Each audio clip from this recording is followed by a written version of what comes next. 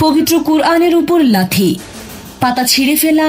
খোদ রাজধানীর একটি শীর্ষস্থানীয় বিশ্ববিদ্যালয়ের ভেতরেই ঘটল এমন ন্যাক্কারজনক ঘটনা, যা পুরো দেশকে নাড়িয়ে দিয়েছে।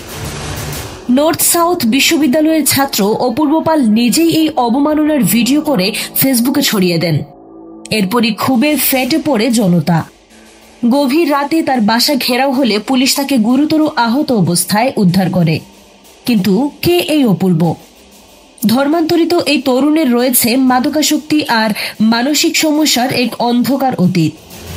এই ঘটনা কি শুধুই ধর্ম অবমাননা, নাকি এর আড়ালে লুকিয়ে আছে আমাদের সমাজের মানসিক স্বাস্থ্য আর সহনশীলতার এক জটিল প্রশ্ন?